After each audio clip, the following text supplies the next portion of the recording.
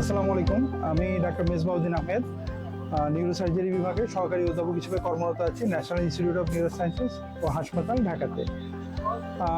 আসলে আমার MRCS journey part এতে আমি শুরু করি 2023 সালে।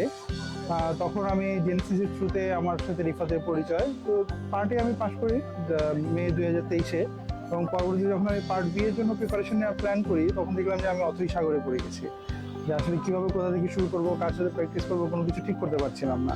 তো ইন দ্য মিন টাইম আমি জানতে পারলাম যে রিফাত একটা কোচিং শুরু করতে যাচ্ছে এক্সিলেন্স নামে।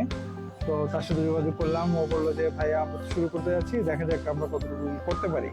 তো আমি জানতাম আগে থেকেই তো খুব ভালো মেন্টর, খুব ভালো পড়ায়।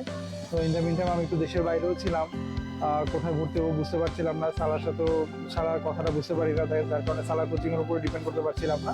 তো আমি এনরোলমেন্ট করি এক্সিলেন্সে, এবং আমার ছোটো ভাই হিসেবে রিফাত এবং হাসনাত ওরা রীতিমতো আমার সাথে লেগেই ছিল।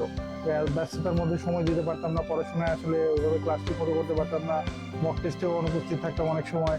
দেখা যেত যে ওরা বারবার নক করতো যে ভাই আপনি কোথায়, প্রিপারেশন ভালো না হলে তো পরীক্ষা পাস হবে না, খারাপ করে যাবেন। এবং আলটিমেটলি ওদের কথা ঠিক মতো শুনলাম না, ব্যস্ততার জন্য পড়া হলো না। দেখা গেলো যে আমি কুয়ালালামপুরে 1 নম্বরের জন্য খারাপ করলাম, এবং দেখি যে আমার চেয়ে বেশি ওদেরই মন খারাপ।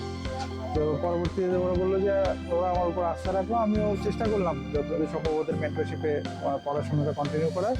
এবং আলহামদুলিল্লাহ আমি কলম্বোতে গত সেপ্টেম্বরে পাশ করেছি, royal college of surgeons Edinburgh থেকে।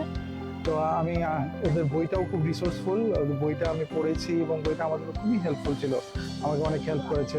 সব কিছু কম্পাইল করা, অনেক নলেজেবল একটা রিসোর্স পেপার আসলে।